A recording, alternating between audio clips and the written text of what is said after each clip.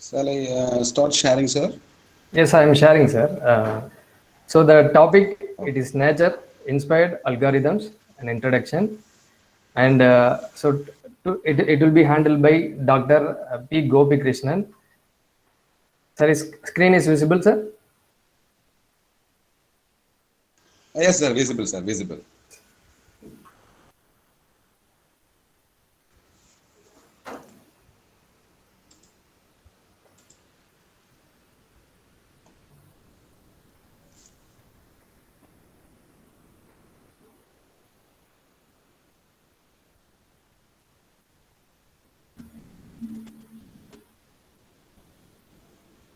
Is it okay, sir? Yes, sir. One second, sir. Yes, sir. Yes. So the session will be handled by Dr. P. Gopikrishnan. Sir is working as assistant professor, senior grade in the Department of Mechanical Engineering, Dr. NGP Institute of Technology, Coimbatore, and his expertise area is in friction stir welding, manufacturing, and optimization. And Sir has completed his PhD in mechanical engineering in the area of friction stir welding in Anna University, Chennai, in the year 2018, and he has an quantum of experience of 15 years in academic and industry, and he has published 8 research articles in international journals, and he has presented 10 research articles in international and national conferences. Sir also published one patent, and he is an active reviewer and an editorial member in elsewhere journals and other international journals. And also he received the best faculty supervisor award in SAE 2016 and guided the projects such as Epicycle, Baja, Go-Kart Championship, etc. Sir has delivered many guest lectures in the topics so friction stir welding and optimization. So let's welcome Dr. B. Gopikrishnan sir to handle this session, and I welcome on behalf of the institution and Atal Academy, and also on behalf of the participants, I welcome you, sir. Thank you, sir, for the nice welcome. Yes, sir. Shall I present, sir? Yes, sir, sure, sir. It's over to you, Okay, sir. sir. You can handle the session. Yes, sir. Thank you, sir.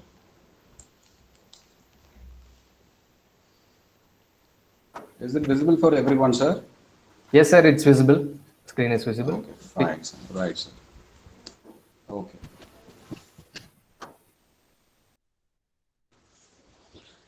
So I am Dr. P. Gopi Krishnan, working as assistant professor in mechanical in Dr. NGP at Coimbatore.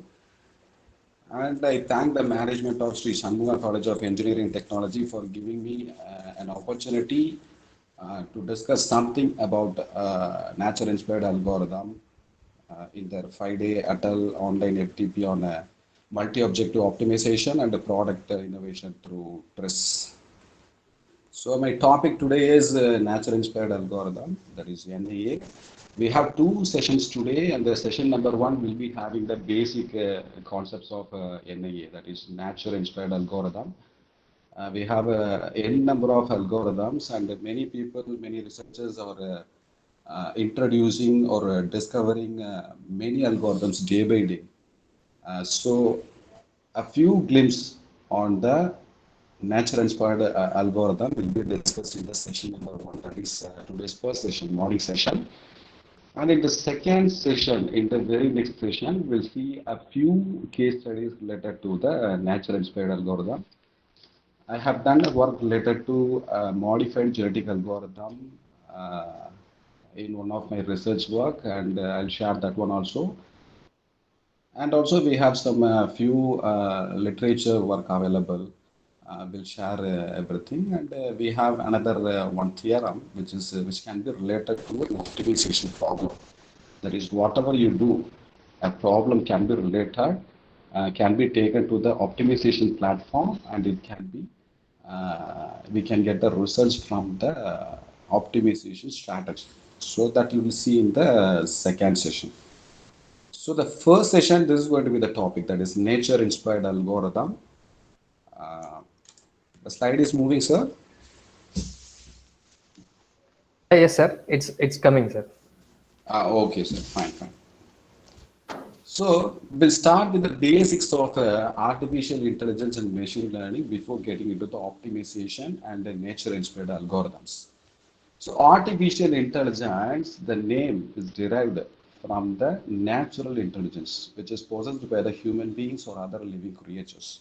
So artificial intelligence, or shortly called as AI, it is demonstrated or used in the machines in the form of algorithms or the strategies or the sequence of steps in order to educate the systems to get the desired results. So we have n number of definitions for the artificial intelligence. That is, a system can be called as an intelligent system or the agent if it perceives its environment and takes the action that maximizes its chance of achieving its goal. Your goal can be anything. It can be in terms of optimization problem. It can be either maximization or the minimization problem. So your optimal solution will be obtained only if the system has enough knowledge and enough experience that has to be given by the human beings. And once it is fed by the human beings, it has to take all the inputs and it has to analyze. And for a new incident, that is a new occurrence, it has to go through its knowledge level and the cognitive level, and through the predetermined steps, it has to identify a solution that is going to be called as the intelligent agent, right? So you have to go for some cognitive skills. The cognitive skills are meant for the human beings and other living creatures. So the machines are programmed in such a way that they have to mimic the cognitive functions, which means that we have to go for the learning and the problem solving methodologies, and those methodologies have to be inserted into the programs, into the machines through the programs. So that is what we call it as the artificial intelligence. We are actually creating the intelligence in an artificial way. So AI nowadays is a very vast area, a thrust area in which that is, for example, if you are going for surfing, that is, if you go for browsing, you will come across a number of advertisements related to your past history. For example, if you have searched for buying a laptop or the computer, and after a few days you will be receiving the emails, or whenever you go for browsing you will receive some kind of recommendations from the different websites, and those websites are using the artificial intelligence. So whenever you go for email reading, or whenever you go for getting the directions in your Google Map, or when you are searching for a particular music director for getting his music, for listening his music, or any other movie recommendations, the AI will continuously save all the data, and whenever your browser is started, it will generate the new ideas related to your previous history search, and that will be taken to your system. So artificial intelligence has many applications, and machine learning is going to be another part of the artificial intelligence. It is coined by Arthur Samuel at 59, and he says that it gives the computers, that is, the machine learning gives the computers the ability to learn without being explicitly programmed, right? So whatever you give in terms of program, then the system cannot be called as an artificial intelligent agent. You have to feed program. For example, you can go for the programming in any language, programming language, but using the program, it has to predict the desired results for a new situation. So then only the system can be called as an artificial agent or the artificial intelligence system. So machine learning needs to know computer programming, statistics, and the data evaluation. These all the elements are clubbed together in order to go for the implementation of the machine learning.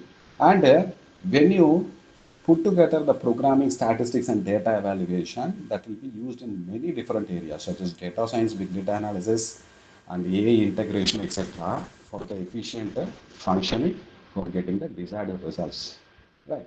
So before getting into the nature inspired algorithm, we have to know the basic concepts of artificial intelligence, machine learning, and the related concepts. So we know the difference between the human and the computer.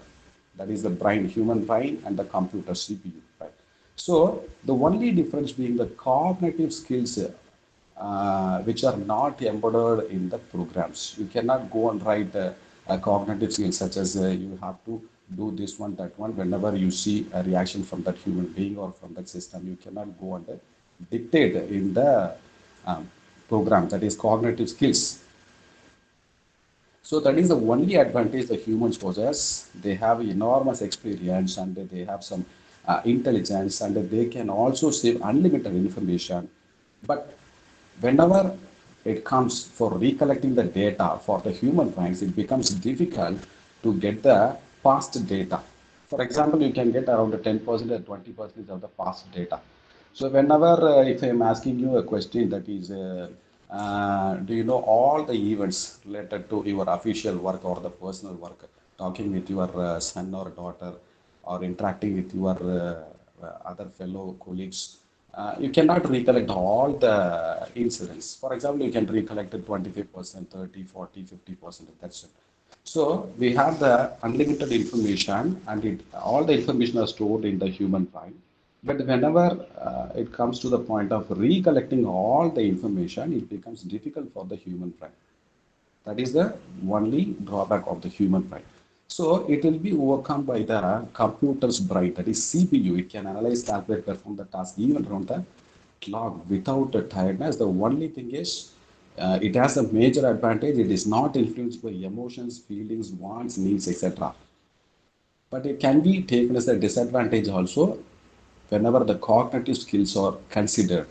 So, if you go for a problem which can also take the cognitive skills or the past experience of the human beings, whenever they are connected together inside a program, then it becomes really easy for the computer to overtake the capabilities of the human brain.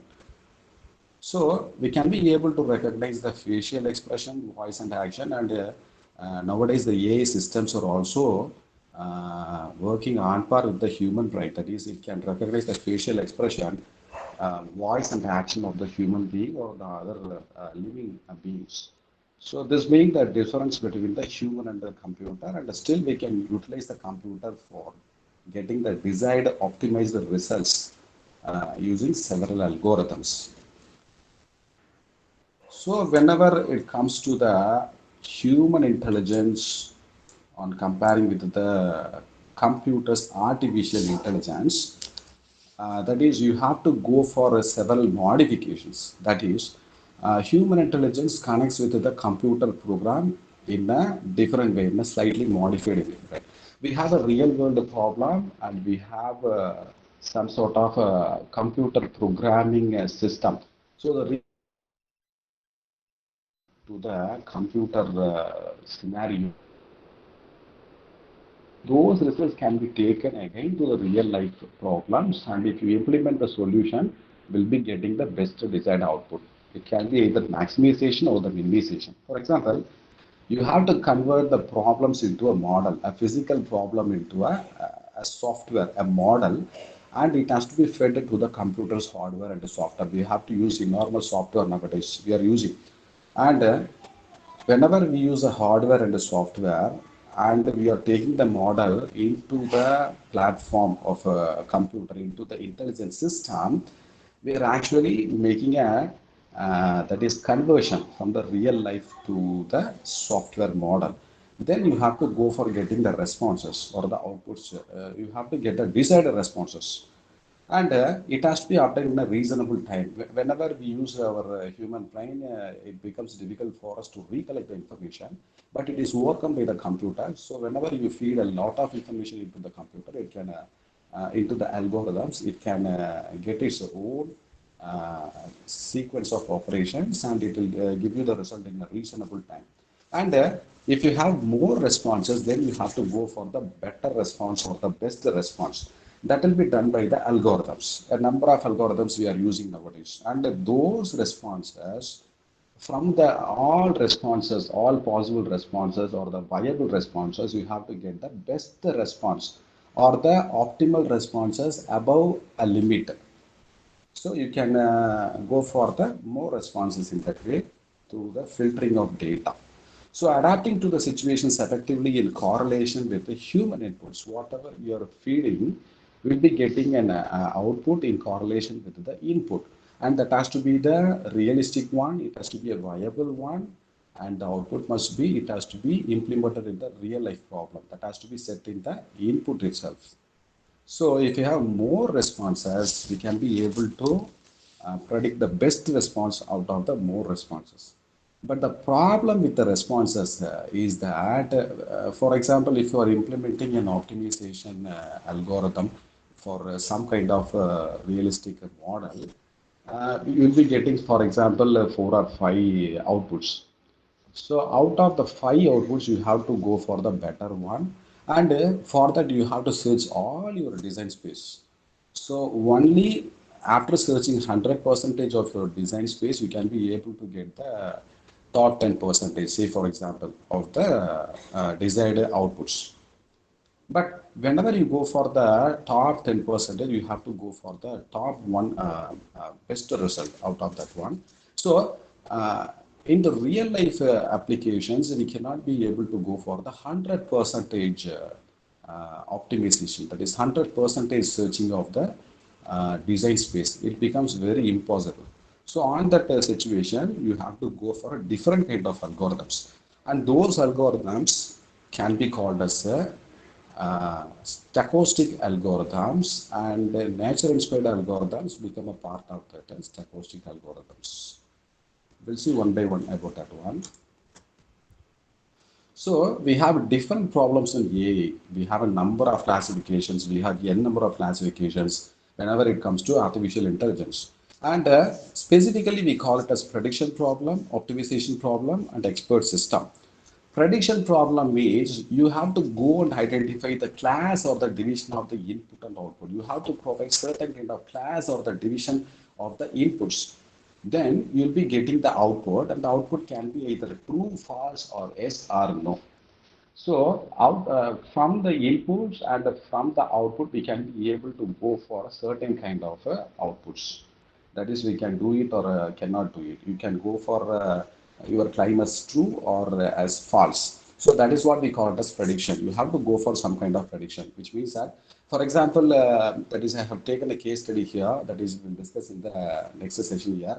That is, we have to go for the prediction. For example, whenever you are going for the selection of a particular set of players for a particular match, we have, for example, a bunch of 40 players, cricket players. And for the given condition, you have to go and pick only the 11 players. And what is the optimal design or the optimal selection of the 11 cricketing players according to the algorithm. That is, the algorithm is playing a dominant role here in selecting the persons also. That is, the players also.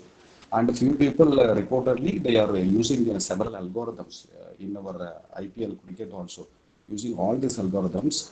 That is, it depends upon various factors. For example, it depends upon the pitch weather report. It depends upon the humidity conditions, the everything. You have to take all the factors into it. You have to club together everything.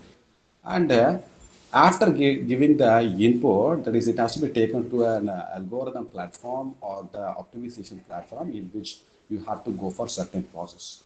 And that process, if it gives some kind of class or the division as the output, whether you have to take this player or not, or whether this team can be replaced by another team, or whether we can go for this desired result or not, then that will be called as the prediction problem.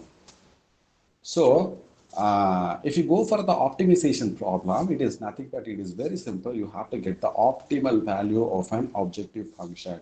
The optimal value can be either maximizing or the minimizing, or even the average value also for certain applications. For example, if you go for the maximization, whatever qualities you desire from the system, then those qualities need to be maximized. For example, you have to go for more efficiency, or you have to go for more profit whenever it comes to the financial platform. So for that, you have to go for the optimal value, which is nothing but maximization. You have to maximize your profit and benefits. And whenever you come to the cost aspects, it has to be very minimum. That is, you have to go for minimization problems here. You have to minimize all the cost here. Sometimes in the real world problem, you have to go for a minimization of cost, which ultimately results in the maximization of the benefits. In some other applications, you have to go for minimization of some aspect and also the maximization of some other aspect. So clubbed together, we can be able to get the desired output in a mixed way. So you have to choose a different one, that is a optimal one in order to go for the implementation. So those problems are called as the optimization problems. And expert system can be called as, that is using domain knowledge in assessing the data logic. You have to go for a implementation of the few logics. So for the logics, you have to go and implement several data, that is data analytics, and you have to use your knowledge in order to go and make segments. You have to break down all the complex systems or the problems into a smaller one, and then you have to go for the solutions. So these are the three different classifications or the problems we see in the AI area. So whenever it comes to AI, we have that is a number of applications. That is healthcare, right from the healthcare to the education. We are using a number of just a minute, it's not moving.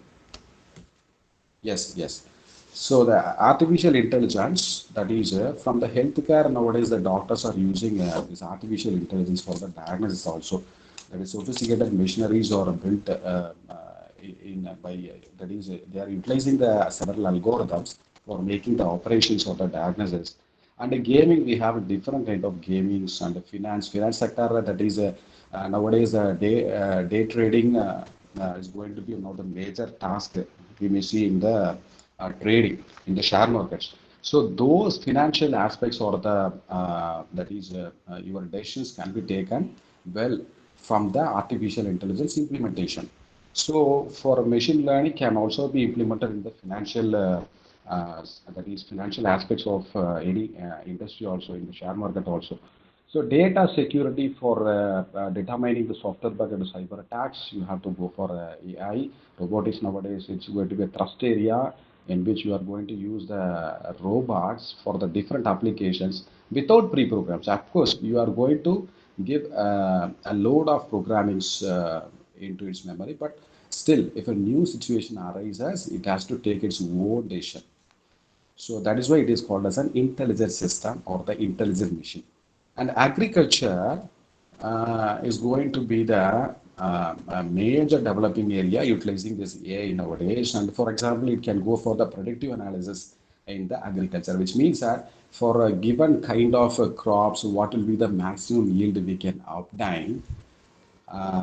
It will be collected from the use of artificial intelligence from the real life model to the software model to the optimization platform. So those recommendations can be taken to the agriculture, and the agricultural people can implement all those things. And nowadays they are implementing also. That is, you can see a number of articles related to the predictive analysis. That is, if the crop is going here in the different geographical areas, they will be comparing all the geographical areas, and the same crop is it is sown, and the result that will be compared together in agriculture. And from the data, we have enormous data. That from the data, you have to go for a new decision. The AI will take its own decision. And the e-commerce education, you can of course see the chatbot whenever you go for a new website. A chatbot will receive you and give you the information. So these are the various applications of AI. When it comes to optimization, that is, optimization is going to be the inseparable part of algorithms or the sequence of operations needed for getting the desired outputs. So you have to go for the best design or even the better design when comparing two alternatives. For that, you have to go for several factors. That is, if you see the definition, it is an action of making the best or the most effective use of a situation or a resource to achieve the best design related to a set of prioritized criteria or the constraints. So you can go for several factors, and those factors can be either maximization factors, or you can go for the minimization factors also. So for the maximization, for example, if you want to maximize your productivity, strength, reliability, longevity, efficiency and utilization, you have to go for the objective function as maximizing, or you can go for even minimizing, depending upon whatever output you are going to take. And you have to go for get your best result out of the different choices. That is going to be the important aspect in the optimization. So when you go for optimization, that is a single objective optimization is an effective approach to achieve a best solution where only a single objective is maximized or minimized. It becomes really easy for us whenever you go for a single objective optimization. For example, if you are going to buy a car, in the olden days, they may have the people, the elder people may have only one objective, that is you have to go for only the cost, or you have to go for only the performance. They never went for the aesthetics point of view, because the options were very less in those days. But nowadays, when you compare, you have a different number of cars or the automobiles available for a particular sector. For example, hatchback, you can take a number of cars. Even for a single manufacturing company, you have a number of competitions. If you take Maruti Suzuki, you have a number of hatchbacks. It targets different customers. So you have a different customers, so you have to go for diversification of your resources, and to satisfy all the different customers, you have to go for different objectives. And if a customer has a different multiple objectives in his mind while buying a car or any automobile, he has to go for a certain criteria, a set of criteria. So it is not a single objective. He goes for several objectives. For example, he goes for a nominal cost, and number two criteria is he has to go for the aesthetic view. And if the aesthetic is point of view is very attractive, then he can go and change his first condition also accordingly. So these kind of decisions can be taken only from the multiple objective optimization problems only. You can see the difference here. So in the left side picture, it is an example of the single objective optimization in which you can go for making a curve using an objective function. For example, if this curve is drawn from a set of inputs and a desired output, then this will be going to be the output for the given optimization problem. If the optimization problem demands a maximization effect, then you have to go for the maximum point in the curve, and you have to select that point as your best design. And if it requires some kind of minimization factor or minimization effort or the effect, you have to go for the point which has the least value, that is point B. So the only thing is you have to consider only one criteria, so it becomes easy for us to identify the maxima or the minima, which means that maxima, you can have n number of maxima, n number of minima for a particular problem. So single objective optimization is very easy. From the visualization point of view, it becomes very clear to get the maxima or the minima for the given optimization problem. Whenever it comes to the multiple optimization, that is objective optimization, you have to go for considering the different factors or the criterias. For example, F1 and F2 are the criterias, and you have several dots here representing several points here. So if you go for minimization of both these values, then you have to go for the minimum value, that is the value that has the minimum values of F1 and F2, that becomes this one. This is going to be the optimum. And for the same F1 and F2, if you a different kind of design, take this one also. So depending upon the conditions, depending upon the objective function, and depending upon your output required, you have to go for the optimization, whether it can be a single objective or a multiple objective, right? So we have different classifications of optimization algorithm. So optimization is called as a procedure which is executed iteratively by comparing various solutions till an optimum or a satisfactory solution is found, which means that it involves a set of operations or the sequence of operations which can be executed one after another, And when it goes for changing the values in between, you have to go for implementation of the several loops inside the program, and then you have to go until you get a clear output. So that is going to be the problem, which is called as optimization problem. So you have to go for iterations, that is trial and error, we call it as trial and error. So unless you get a satisfactory solution or the optimal solution, you have to go and do your optimization problems, that is algorithms. And it can be called as either deterministic or the stochastic algorithms, which means that the algorithms which give you the 100% result can be called as deterministic algorithms. They do not depend upon the probability. For example, they have some kind of instructions, and those instructions can be executed one by one, and they can go for even 100% searching inside the design space. And for any design problem, that is, it can go and predict the outcomes with 100% certainty.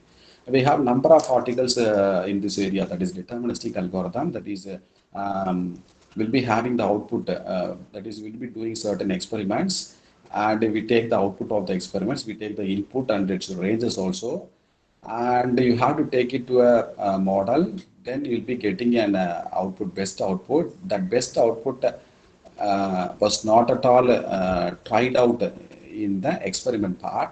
So you have to go on to make a trial, compare the experimental methods with your results obtained, and when your A is capable of getting the minimum, that is the minimum errors, you can be able to get the exact results from the experimental calculation and from the program also.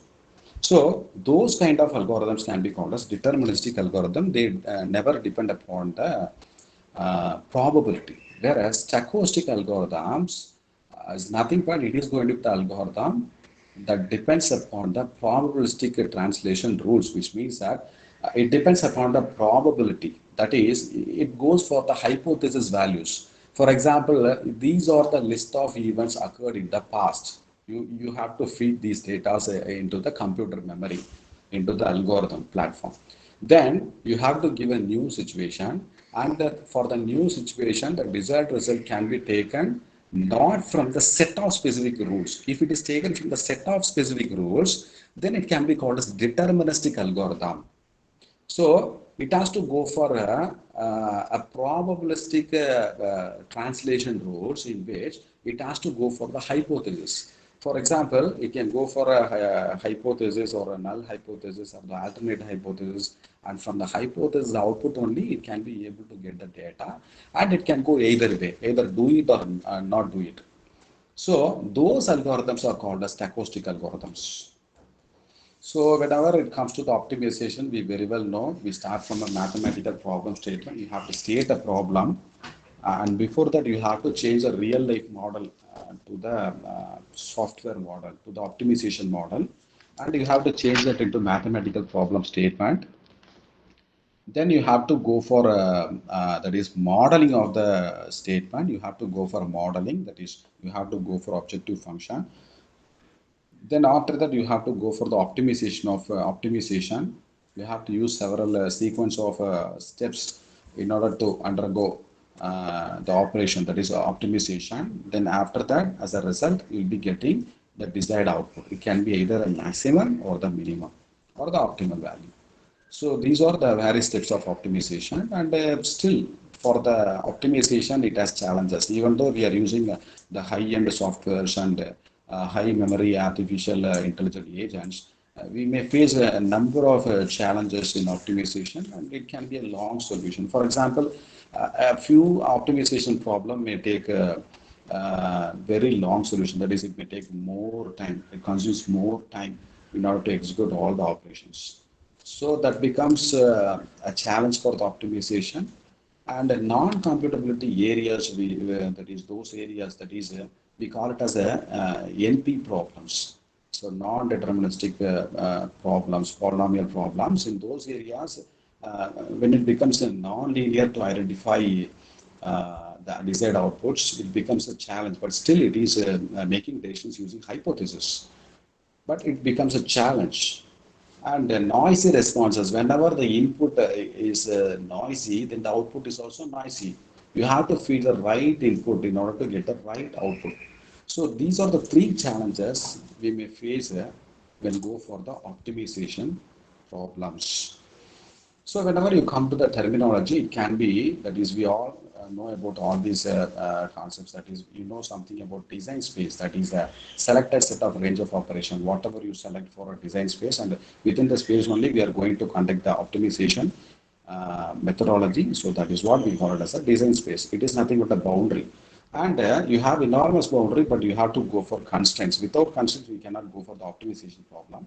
So constraints, you have to go for a few constraints. For example, uh, when buying a car, I have to go for this constraint. That is, cost must be less than 8 lakhs. That is going to be one of the constraints. So you have to set the different constraints in order to go for the objective function to get the desired result.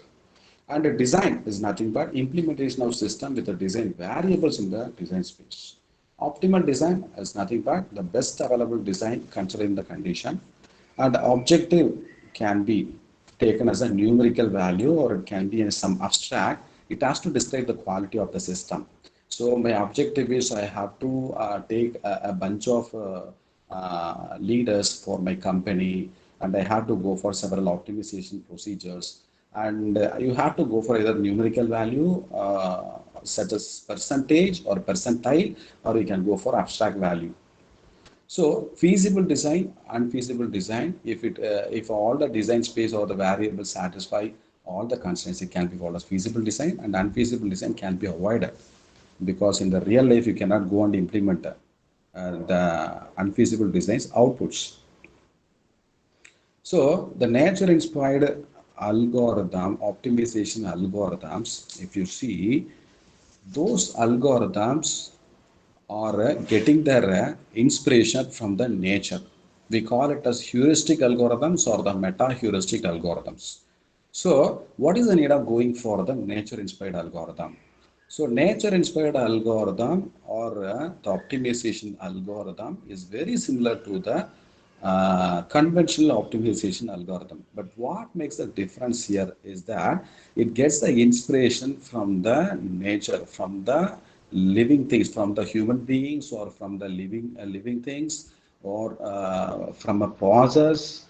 So from the inputs, that is, those inputs are converted into the set of instructions, and those instructions must be executed out to get the desired result.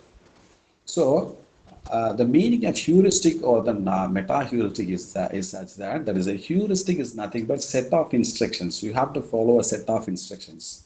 And if the instructions are of that is very the high quality, that is, if you go for a very high level heuristic steps, it can be called as a meta heuristic steps, meta heuristic algorithms.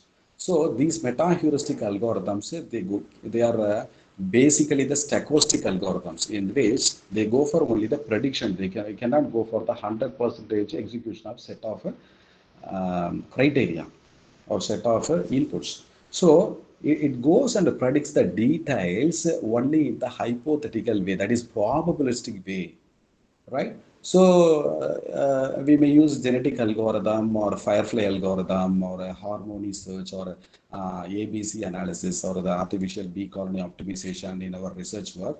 But all these research work are similar to the conventional optimization problem in view of execution of the steps or the set of instructions. But the difference between these stated algorithms and the conventional algorithms are such that that is these inspirations are taken from a system, from a particular system, and they are changed accordingly in the program to get the desired output. So you have to increase the probability by reducing the negative outcomes. You have to go for the positive outcomes. You can strive to meet the positive outcome by neglecting the negative outcome. That is going to be the basic point of a nature-inspired algorithms. So it can be used to solve a wider class of problems. That is black box, which means that you cannot see the what is happening in the black box. That is what we call it as that is a class of problem. So those class of problems can also be solved. That is, you have to give input and get output. That's it.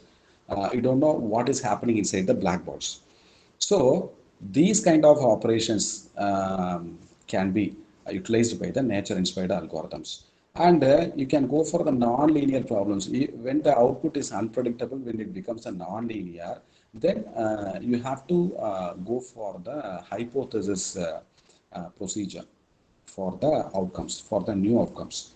So the problems with the discontinuity, even NP had a combinatorial problems, we can go for the nature-inspired algorithm because it is a probabilistic algorithm or a stochastic algorithm. So it can positively get a feedback or a result from the set of instructions given, which is not done by the deterministic algorithm. We cannot get the deterministic algorithm, that is a result from the deterministic algorithm.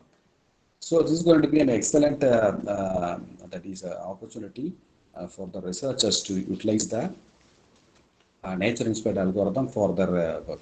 And from the nature, it is getting the inspiration. That is why it is called as a nature-inspired algorithms. And we have a number of algorithms. It starts from the genetic algorithm in 1960s to the latest flower pollination algorithm. We have some other new algorithms also, that is gray wolf optimization. We have a number of algorithms. That is, it starts from genetic algorithm, and from every algorithm, it gets some kind of transitions over the way.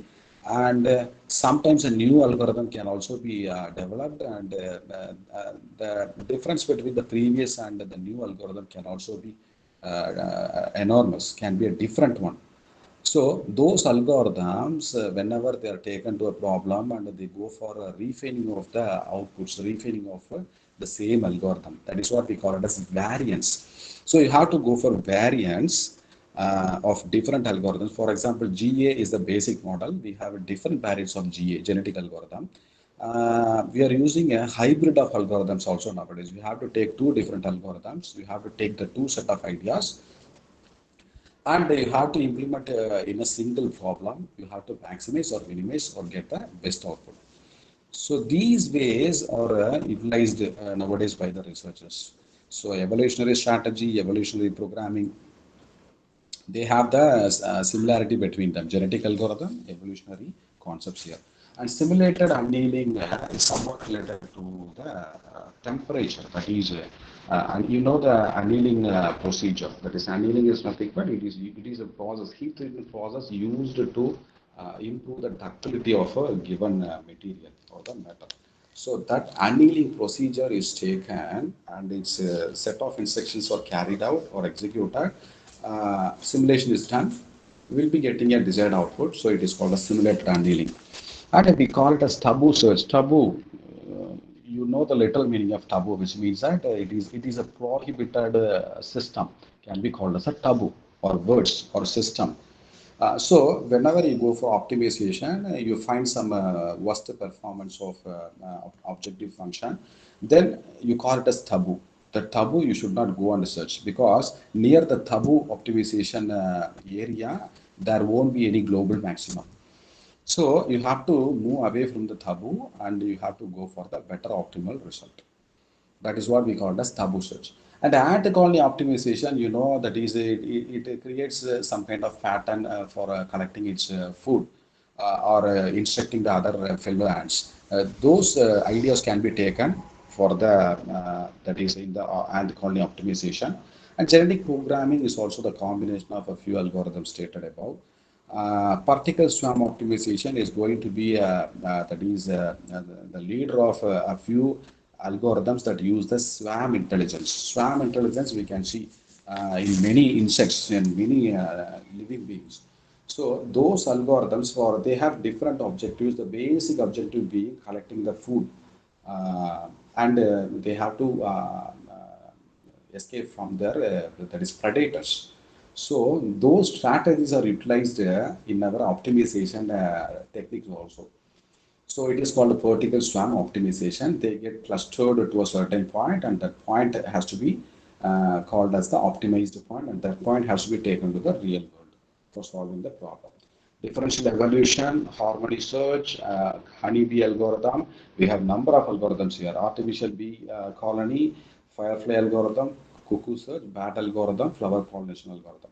And we can find a number of literature works in the cuckoo search and firefly algorithm. Some hundreds of research work have been carried out in a cuckoo search and a Firefly algorithm. Uh, so, if you consider the nature-inspired algorithm, you have to go for several key points in order to understand about the NIS. That is, it is a huge, has a high level that is, it has to be derived from somewhere, probably positively from the nature, and it has to implement the system into a software model, optimization model. And you have to go for the difference between the stochastic and deterministic, which means that you can always utilize the stochastic information from the NIS. NIS may not give the optimal deterministic outputs. They can give the stochastic results, which means that they can go for probability or hypothesis. They work on hypothesis, and there is no need to search for 100% of area in your design space whenever you use the NIS. Exploitation and exploration is going to be the very important that is phenomena, which means that either you are going for the local search or the global search. For example, whenever your system or the objective function or your optimization strategy searches for the better design in a local area, that can be called as exploitation. You have to exploit something from the nearby data. Whereas, if your aim is to get a different set of, that is, you have to go for a search or search in a different area, very different area other than the already searched or nearby searched areas, you have to go for the exploration. It is a different point from the local search. So you have to know the difference between exploitation and exploration. For example, in the genetic algorithm, we use both exploitation and exploration of the new designs, optimal design points. So you have to use several parameters in the genetic algorithm, that is crossover, mutation, selection, etc. So actually, the probability of crossover is higher than the mutation in the genetic algorithm. Crossover is probability is high, mutation probability is low. So crossover is done, and the mutation is after the crossover. Mutation has to be done. The mutation is done only to explore a new different point, design point. You are going to change only a slide, only 1 bit or 2 bits in going for the exploration in the mutation part. That is what we call it as the global search or the exploration part. So, whenever you go for a search of a particular optimal design point, you may get stuck with the local minima or local maxima for the minimization or the maximization problems respectively. So, you have to go for a search in a different area. It may be in the hill area, or it can be in the ridge area, or it can be in the peak area. So, for that, you have to go for the exploitation and exploration, that is local search or the global search. Then you need to know about the design parameters, because you are changing a real life model into the optimization model. So you have to go and find the design parameters, and you have to use, of course, the programming softwares or the tools in order to get your desired output, and you have to go for the visualization of responses, because only through the data, that is visualized data, you can be able to get the optimized result. So for the result, that is visualization of responses become a vital part whenever you go for getting the output from any kind of algorithm, and basically from the NIS. So these are the very important parts you have to concentrate whenever you go for the NIA. So hill climbing is, of course, that is a very simple algorithm. That is, for example, you have to go for the objective function anyway. So objective function can be created by a number of softwares. For example, if you are giving an input, and if the input is related to the output, you can be able to predict the objective function, right? For example, if you are giving, that is, if you are giving certain amount for getting something, uh, that is, if you are giving 100 rupees for your son and 50 rupees for your daughter today, and tomorrow you'll be giving 200 rupees to your son and 100 rupees to your daughter. So this can be taken into an objective function, which means that that is daughter, son is getting twice the amount of amount given to the daughter. So there becomes some relationship between the money collected from the father. So This becomes the relation between the output and the input variables. So from the relationship, you have to go for the objective function, that is y is equal to 2 into x for the stated problem. So y is the output and the x is the input. X is the independent variable, y is the dependent variable. So you have a number of software packages nowadays for collecting or for getting the objective functions. And those objective functions are very important whenever you start with the NIS. So NIS depend upon only the objective function. You have to clearly state all the variables, and most importantly, you have to go for the objective functions. So only if you get the objective functions clear, then you will be getting the work done in the optimization area, and you can be able to uh, get your desired outputs. So this is going to be one of the output obtained. That is, there is going to be a set of inputs or a single input, and you'll be getting an desired output. And whenever you draw a graph related to the input and output, you'll be getting a graph like that. So it is not a linear curve, it is a non-linear curve, or it has a different points, design points. You have to go for a connection of all the points here, and you have a number of phenomena here, that is global maximum, local minimum, global minimum, shoulder, peak, ridge. We have number of values here. So the hill climbing algorithm is going to be the basic NEA algorithm in which you have to go for the best solution. That is either upward or downward. Upward for maximization, downward for the minimization problems. So whenever the desired output is obtained, the optimization problem, it ends, it gets end. So a heuristic approach is taken here. That is, it works on the principle of a greedy approach, which means that for the greedy approach, that is my objective is I have to collect the maximum effort or maximum efficiency for the given physical model. So that is going to be a greedy behavior of myself. So this kind of greedy approach is taken while going for the hill climbing algorithms. So you have to go for taking a treasure which is hidden in some area in the hills, and you don't know how to take the treasure, for example, and the hill area, that is, it has covered 10 kilometers, for example.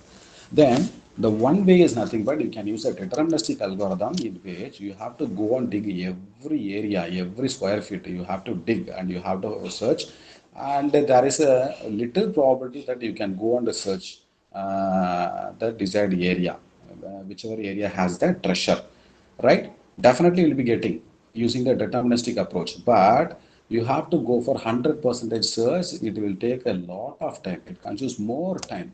So for that you have to go for the stochastic approach, in which you have to go for hypothesis.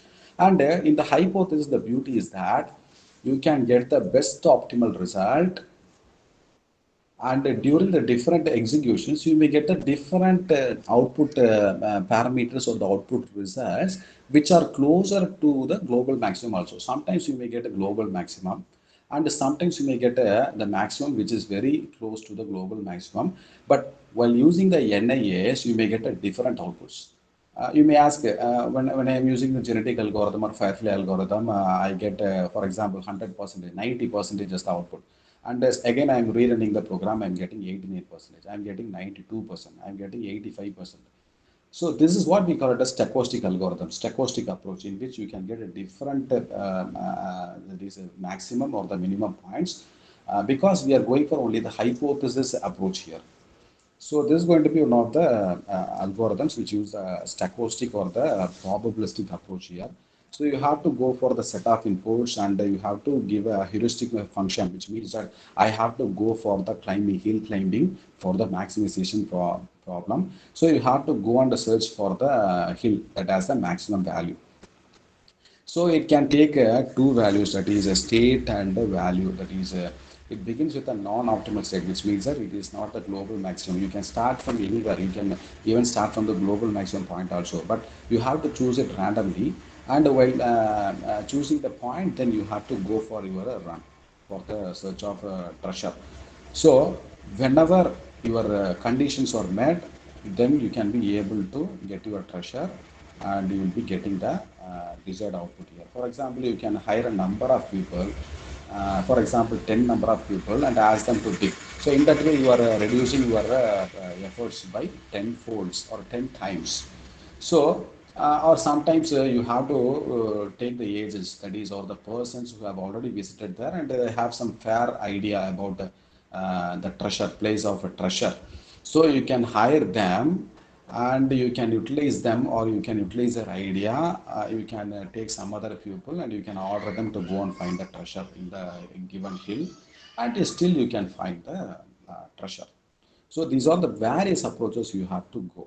So not every square feet of the hill is searched by the algorithms here, but depending upon the instructions given by the previous researchers or the persons who have visited the hill, we get the idea, we improve the probability to get the treasure. So that is what we call it as a hill climbing methodology or the algorithm. So it uses the four main features, that is, it uses a greedy approach. As I have already told you, it approaches the greedy approach, which means that I have to attain my own objective.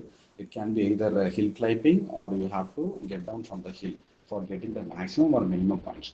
So that is what we call it as a greedy approach. If I get the better one, that is a good one, good treasure, I can decide whether I can go down, I can go back to my duty, or still I have to get a new one. Then you have to carry your better treasure. Then again you can go and search for the best treasure. So this is what we call as a greedy approach. And the sequence you have to follow here in hill climbing approach is that is you should not go for the backtracking. That is, you should not go for that is the previous state. You have to go for the succeeding states or the current state. If the succeeding states are giving a below par design points, then you have to stay with the current state. And the feedback mechanisms also, you have to collect the feedback randomly from all your operators. So if the direction what you are going for getting the desired output is a different one, or if it is deviating from the global maxima or minima, whatever it may be. So you have to get the feedback mechanism, and from through some agents you have to get the feedback mechanism. Then you have to go and correct your course of path. And incremental change, you have to go for the incremental change, either upwards or downwards, depending upon your conditions, prescribed conditions. So using all these features, you have to go and construct your programs. So programs can be constructed in many programming languages, but the points to be considered while making the set of instructions must be these one for whenever you go for the hill climbing approaches.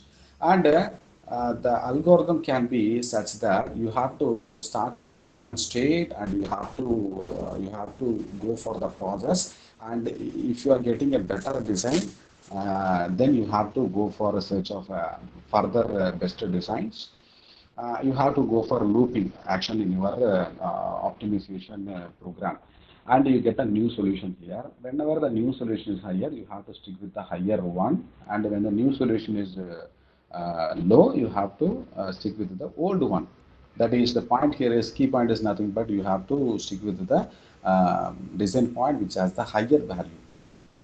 Then again you have to go for a search of different points until you get the desired one. This is what we call it as the hill climbing algorithm.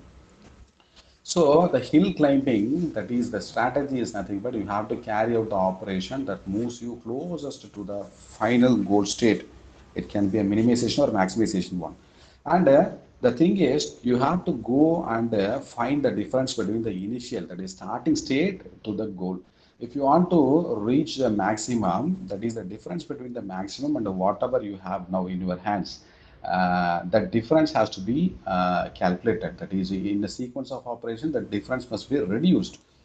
And you have to go for your final goal. That is the only objective we use here in the hill climbing. So if you come to the swarm intelligence, that is, swarm is nothing but a particular group of a living thing or a system that utilizes some special features in order to get the desired result. For example, for collecting nectar or honey, for protecting oneself from the predators, they are using some kind of swarm intelligence. That is the swarm intelligence. It means that is a team of Michigan State University scientists. They have given an input that is they have from their research work, that is they identified the swarming behavior of a certain species, And these swarming behavior is almost nil whenever you go for the individual of the swarm. For example, this behavior is very little when you take a single ant. But when the ants are clustered together, they develop a behavior, swarming behavior inside it, and this behavior is used to cause their predator to into a state of confusion. So this algorithm, this inspiration can be taken to our programming also, artificial intelligence also for solving the complex problems, sometimes NP problems also. And this swarming allows a group of animals to accomplish a task that they could not do alone, including the defending themselves from a large predator. So whenever they cluster together, they develop some kind of swarming behavior that is called a mass. We generally call it as a mass psychology. And this behavior is used to get the desired outputs here. And this one is used in the swarm intelligence algorithm also. So it uses the weak emergence or the strong emergence. Emergence is nothing but clustering together, and the swarm intelligence they combine together in order to get the desired output. So from the biological system of procedures or the set of instructions can be steps of a swarm intelligence. And swarm intelligence, we have a number of subcategories here. But the general thing is you have to start and then you have to end with the optimal one or the best one or the worst one, depending upon your conditions. You have to go and initialize the population, that is, which is nothing but the design space. Then you have to go for the objective function for the given inputs. You have to go for the fitness value. Then you have to go and take the values of personal best and the global best. And personal best has to move to the global best. And if at any point, if both the values are changing, then you have to take the higher values or the lower values depending upon your optimization problem. And after that, you have to go for looping operation. That is, you have to go for the next iteration or the next generation. You have to update the factors, several factors. For example, here it is given as velocity and position. That is, BAT algorithm uses this kind of intelligence. So, if the conditions are satisfied, if the output desired outputs are satisfied, then they can go for the same value, global value, or if it is not attained, you have to go for the search of the optimal one. You have to go back. So this is going to be the flowchart showing the swarm intelligence. And you start from xj, xi, and from the different directions. That is, you are going for several operators here. That is, in correlation with the hill climbing, you are not taking only one element here or one operator here. That is either only one person. You are not going to climb the hill here. You have to take a different operators here. Here we are taking two operators, and they are going and getting the global best value here by using the swarm intelligence technique. So the Firefly algorithm is also one of the that is a notable algorithms in NIA, nature-inspired algorithms. That is Fireflies. That is this algorithm is operating on three conditions. That is condition number one: the fireflies are unisex, which means that they are not either male or female. Of course, in the real world, it is a different one. But for our algorithms, you have to go for the fireflies. That is unisex fireflies. It can be a male or female. It can be a male or female. So one firefly will be attracted to the other fireflies regardless of their sex. So regardless of the genders, they will be attracted. And the attractiveness is proportional to the brightness. For example, when the two fireflies are flying nearer, when they come closer, the brightness of each firefly is increasing, and whenever they part themselves, then the brightness will get decreased. So it is inversely proportional. That is attractiveness is very high when the distance is very low, when the distance between them is very less. So the brighter one. So whenever when the two fireflies have same amount of brightness, then they can move randomly. Either they can stick together or they can move to a different firefly. So third condition is the brightness is affected or determined by the landscape of the objective function. So The landscape, which means that if a function has a number of maxima or the minima points, uh, then the brightness of the firefly, it is determined with the landscape. So that while executing the problems in the MATLAB, you may get different swaps in the different areas of the graph. You can visualize it. So that is only because of getting collected to the different optimal points. And from the optimal points, we can take the best one from the visualizing the points here. So these are the three conditions we have to make use of when using the Firefly algorithm.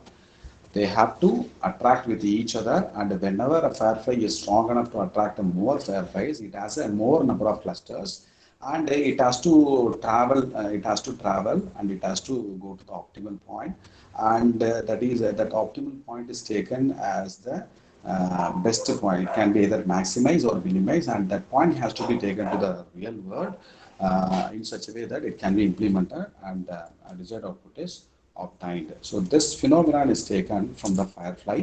So this is going to be the example of the Rosenberg function, which is a 3D function. Rosenberg function is nothing but you have to use a different functions or the algorithms or the problems in order to check an algorithm. For example, if you are going for a different kind of nature-inspired algorithm, it has to be verified with the several factors or the several set of instructions. So Rosenbrock is going to be one of such function which has a number of peaks and valleys, and this is always used for testing a new algorithm. For any algorithm, you can go and check here. So the algorithm which has many multimodal points, design space or design point, we can go and use these Rosenberg algorithms. So the path of fireflies are demonstrated here, and they cluster together at some point, probably at the center here, and this can be the maximum point because the stronger the stronger fireflies are attracting the other fireflies due to their brightness factor. So that is going to be taken as the input here, and here, Rosenberg, the pattern shows here in this way. So why it is used by the researchers nowadays? Firefly algorithm is very important as far as the swarm intelligence is considered. That is, automatically subdivide the entire portion into subgroups, and the groups are clustered together according to the objective function. So that is the main thing it has. And the control modes of the ranges by varying gamma. Gamma is nothing but one of the factors of Firefly. You have to use a different amount of factors. For example, intensity is going to be one of the factors, light intensity. And when the light intensity is higher, you can attract more fireflies. So those factors are noted, and you have to go and change all the factors here. You can use a multimodal nonlinear global optimization problems by using, you can get the results from the Firefly algorithm. You have variants, many variants of Firefly algorithm here. You can go for hybrid algorithm with other algorithms also. For example, you can join Firefly with the cuckoo search also. You have, the only thing is you have to understand the basic algorithm of both NIS. That is the only thing you have to consider. And this is going to be one of the interesting algorithm and cuckoo breeding behavior, and it is also working in terms of greedy approach, which means that the objective of a cuckoo bird is nothing but it has to that is, it has to give birth to its species. That is, its species has to live. So its offspring have to live. So that is the only objective here, and for that it develops a different behavior here, which means that it dumps eggs in the nest of host birds and let these host birds raise their chicks. So minimum effort and maximum success. So it cannot, it won't create a nest, and it has to lay eggs in some other bird's nest.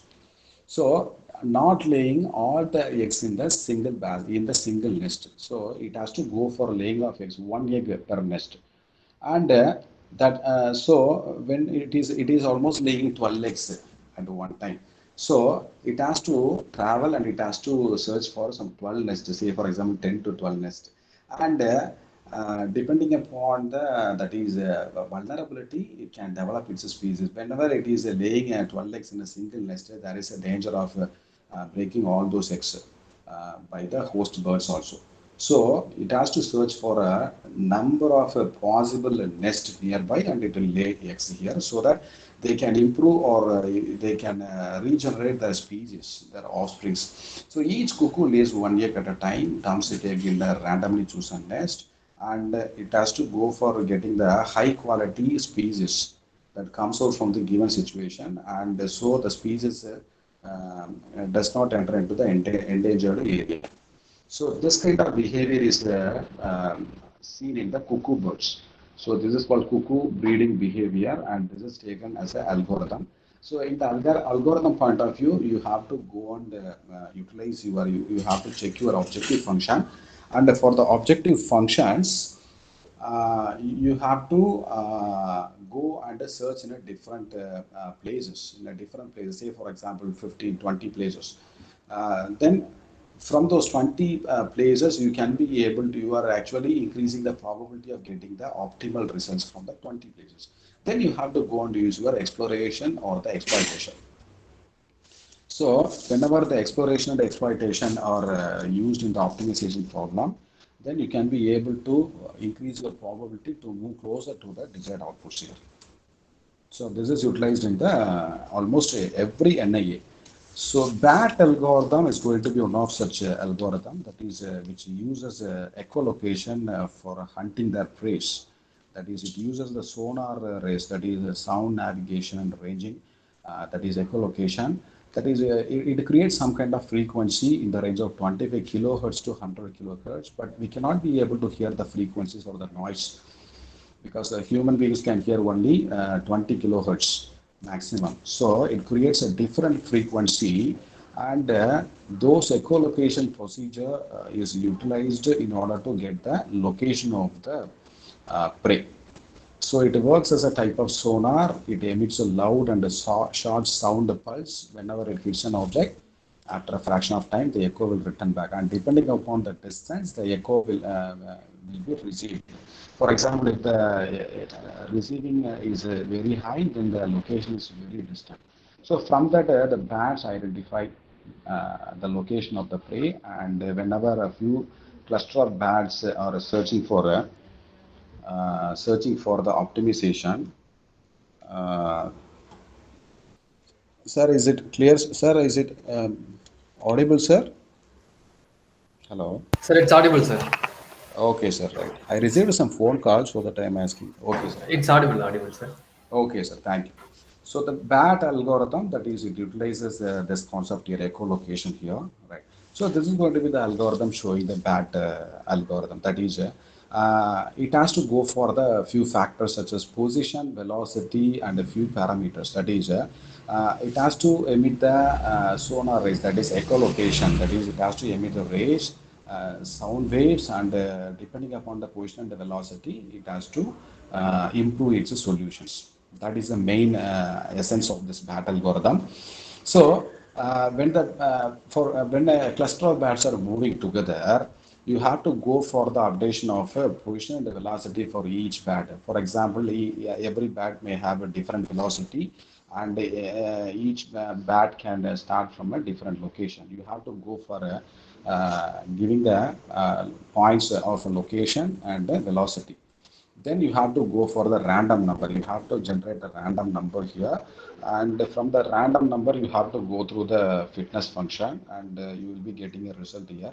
And if the result, if whatever you are getting is a higher one from the previous one, you have to stick with that one. That is, in terms of BAT algorithm, if you are getting a shorter wavelengths, shorter waves, you have to move in the direction. You have to change your direction, and you have to change your velocity, increase your velocity, so that you can go and pick your prey.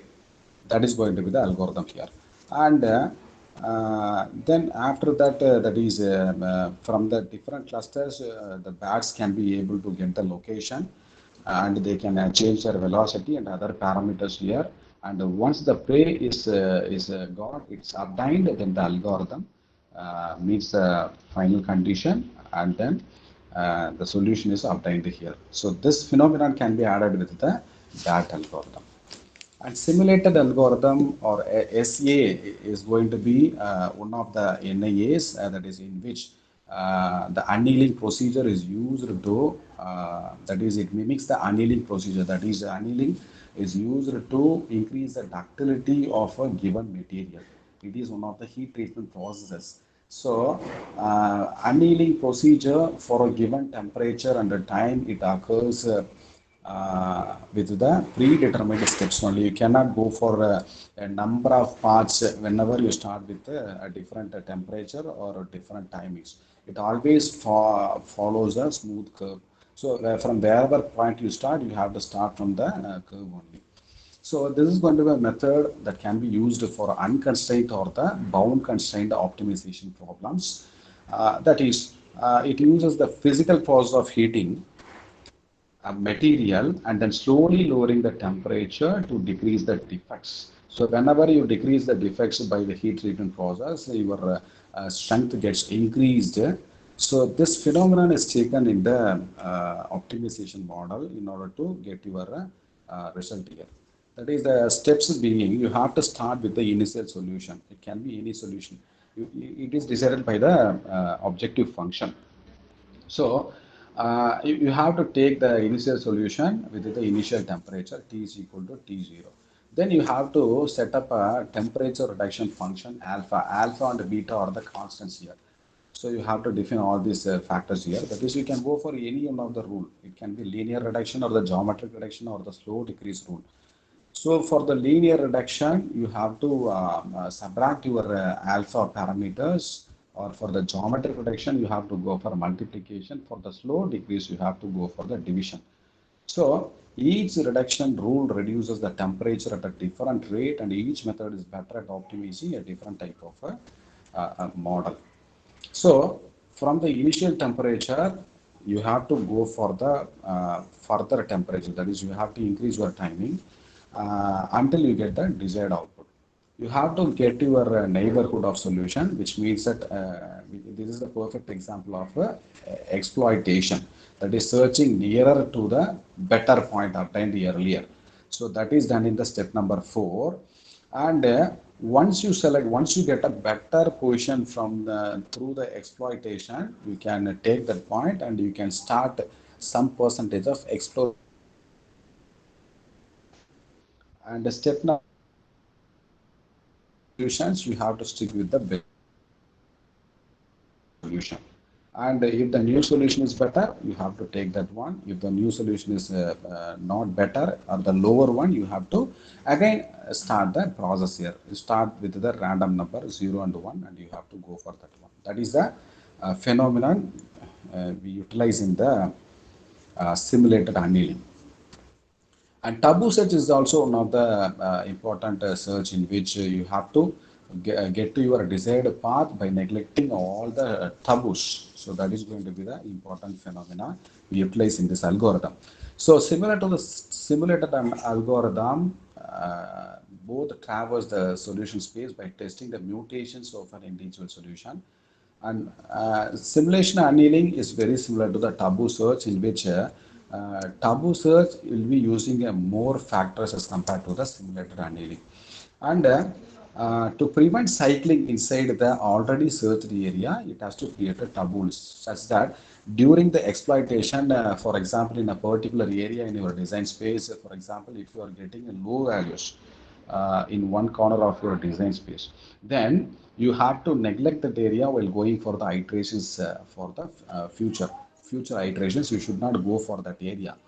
So for that, you have to create a taboo list. A taboo list, which means that this area will not have the global maximum or the maximum or the minimum. So that list is created, and whenever you are creating a number of lists here, then the algorithm will skip the taboo list and will search with the other areas which do not have the taboo. So it is forbidden to move to a solution that contains elements of the taboo list, which is updated as the solution traverses the solution space. So this algorithm is used in the taboo search here. So this is going to be the that is the algorithm flowchart of taboo search. That is, start with initial solution, create a candidate list of solutions. You have number of solutions. For example, 50 solutions you have obtained from your operators. You have to evaluate the solutions. Only the 10 solutions are getting higher. Then out of the 10 solutions, you have to select the better one, better 3 or better 5 solutions. And those five solutions, out of those five solutions, whether you are getting the desired value, that is 100 percentage, or if you are desiring, then you can stop the algorithm. It comes to the final solution. But if the five solutions are not enough to produce the desired output, then it has to again create a taboo list. That is, these five areas or these 50 areas, remaining 40 areas are the taboo list. You should not go for the search. So in that way, taboo search is very important in getting the optimization, in getting the that is the results in a better way as compared to many algorithms, because it is working by creating the taboo list. So genetic algorithms are a hard cake for the researchers right from 1960s, 70s. So it uses different parameters, that is crossover and mutation or one of those parameters in which every physical model is changed into an allele or the gene or the chromosome. It can be of different bits. You can take either right from a 1 bit to a number of bits. Here it is given a 16-bit problem, and the numbers here are taken as the binary numbers, either 0 or 1. And you have to take the two different chromosomes, and in the crossover state, each half is changed, that is, they are traversing to the other allele or the other chromosome. Then that final one is taken, and you have to change only 1 bit here in order to go for the exploration. So crossover is meant for exploitation, and the mutation is meant for exploration.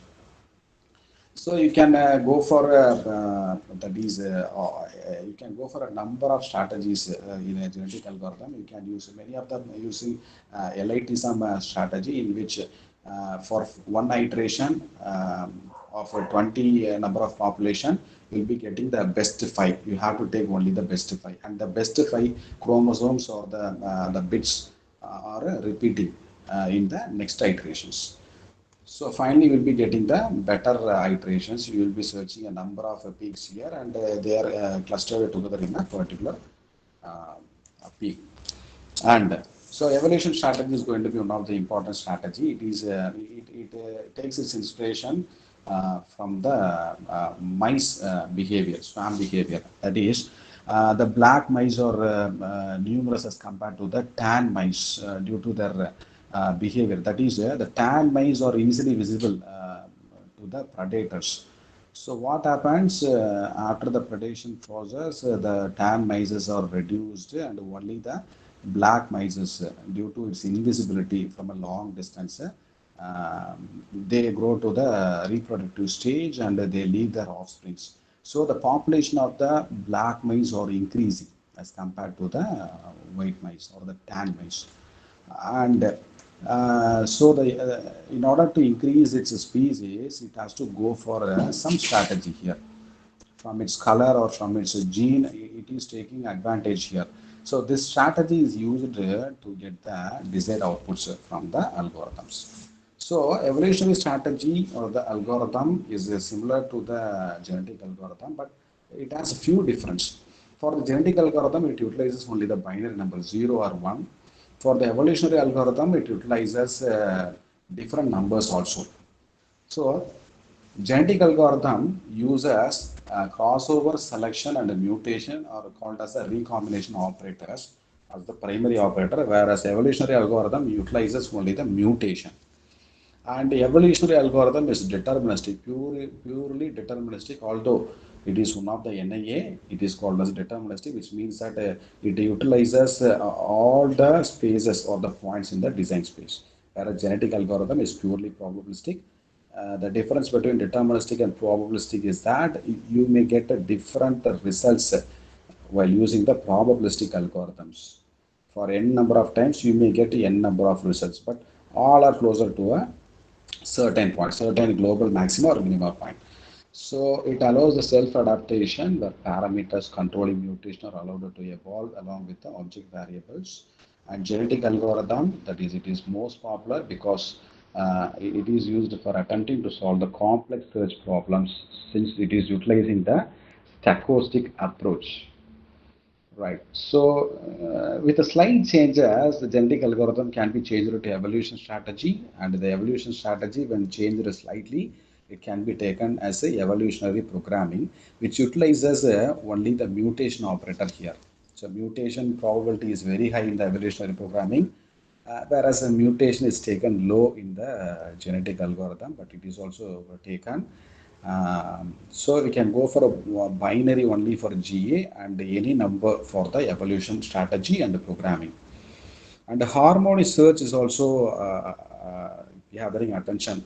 Um, that is, it is going to be it gets the mimic the process from the from the musicians.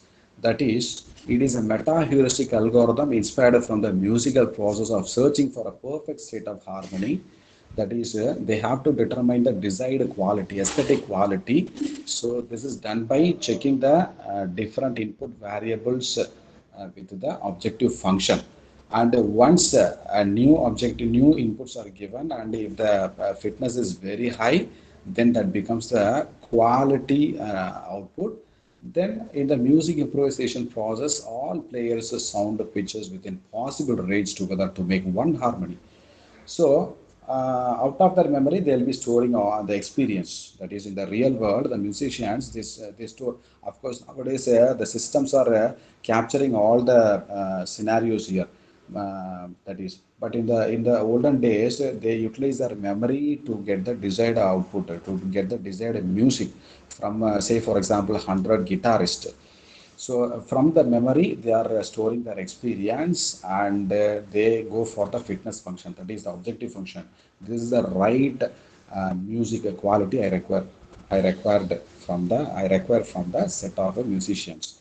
So this phenomenon is used in the optimization, and the decision variables are taken, and the objective function gets the desired output. And honeybee algorithm is also one such algorithm. That is, it is an example of swarm intelligence, which utilizes two important factors called the pheromone or the waggle dance. So pheromone is utilized for alarming the other bees in view of an enemy, and the waggle dance is utilized to show the distance of the food source from the current location. So waggle dance is nothing but it dances, it shakes its head and its body in order to intimate the other bees about the location of the food source. And whereas the pheromone is nothing but it releases a chemical message to stimulate the attack response in other bees. So that is the information they are passing to the other bees here. So these signaling, that is signaling dance vary from species to species, but the dancing depends upon the strength, depending strength or the depending information, that is the information to be conveyed to the other piece, depends upon the direction and the distance. So this algorithm is used here, and they have a different number of bees. That is, forager bees are used to collect the nectars or honey from the flowers. And in order to survive in the winter, it has to collect a more number of honey uh, as compared to the required one. About 50 to 50 kg it has to collect, because during the winter it is impossible for the bees to travel outside and collect all the bees here. So it has to store. So for that it has to go for a swarm behavior. So it is consequently very important from the evolution point of view. For the evolution, for being live, it has to go through the swarm behavior. So this is going to be the algorithm, honeybee algorithm. It has to initialize the population with the random solutions. It has to go for the fitness function or the objective function. Then you have to create the loops in order to search the design space. Then you have to find the sites for the neighborhood search. Then you have to recruit more bees. You have to recruit the scout bees, or you have to recruit the onlooker bees, and you have to continuously evaluate the fitness. Once the desired fitness value is obtained, once you have collected all the nectars more than the desired one, you can go and stop your algorithm. So this is going to be utilized in the dynamic network routing and job scheduling programs. For example, if a salesman has to travel a number of cities over a period of 1 month, he has to go for honeybee algorithm. Honeybee algorithm gives a desired output here.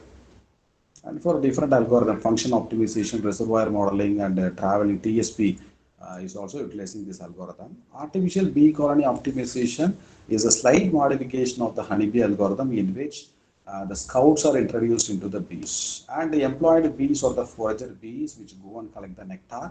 Onlooker bees give the information, that is, they take the decision to collect the nectars, and the scouts are used to search the locations of nectar or the honey. So in the ABC, that is honeybee algorithm has only two bees, that is forager and observer, whereas the ABC has a scout bees also, right? So these are the different algorithms we utilize. Uh, we take a set of instructions, we get the inspiration from the real world and utilize in our algorithms. Okay, right. So the session is over now. Is there any query, any questions from your side? You can just ask me, or we'll continue in the next session also. So, yes, sir, dear participants, the session is now, it is open to questions. If there is any questions, you may ask. Yes, sir. This is Saroj Kant Singh from ICFA University. Sir, I have a question. Yes, sir. Yes, So sir. I am working on intangible human traits like trust and belief on other people. So sir, these kind of features can we also model with these algorithms? Are there any examples? For example, the swarm intelligence which you showed, can that be used to model say trust within a group or a population? Yes, sir, definitely it can be done. The only thing is you have to go and select your proper inputs. That is, you can either select the numerical values of your parameters, or you can go and select the abstract values. For example, fair, good, high, low, slow, fast. These are the abstract values. So, if you can select the abstract values or the numerical values from your problem, from your Okay, statement, sir. then it will be possible for you to get into the objective function and optimization problem. Okay, sir. Sir, how is this data collected in this, for example, swarm intelligence? It is the mathematical model which generates the data, or how it happens? Actually, you have to collect the data, sir. For example, in one of my research works, I have collected the data. That is, I have done the machining process. That is, I have removed the material by giving the different inputs. For example, I'm increasing the velocity of the tool, and sometimes I am increasing the depth of cut, and I'm changing almost every input parameters. So depending upon the change in the input parameters, I'll be getting a different quality outputs. For example, the quality may be either a rough one, or it can be a smoother. It may be a smoother one. So accordingly, I have to go and tabulate all values and the output to create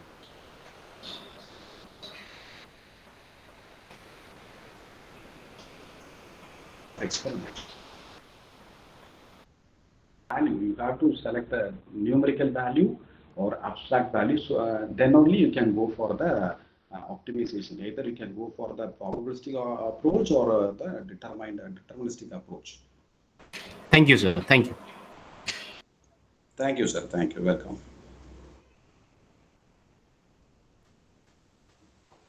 Is there any other question, sir? Prabhu sir, this presentations, sir, how can we get?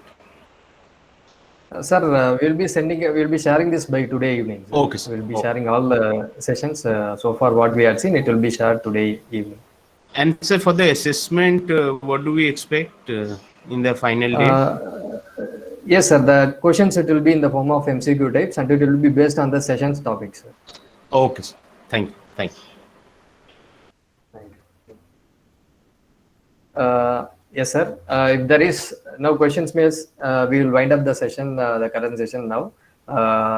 Sir, the session, it was really interesting, and you have exhibited the characteristics of nature-inspired algorithms and its limitations, everything. It was really helpful, and it will be helpful for the upcoming researchers and the faculty members. They may apply for the real-time problems.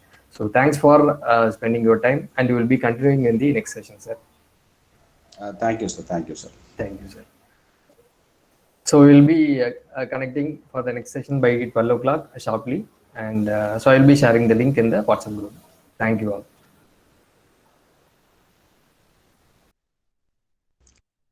Let me join around at 12 o'clock, sir. Shall I leave now? Yes, sir. Yeah, yes, Yes, sir. sir. Yes, sir. Thank you, Yes, sir. sir. Thank you. Thank you, sir. Thank you.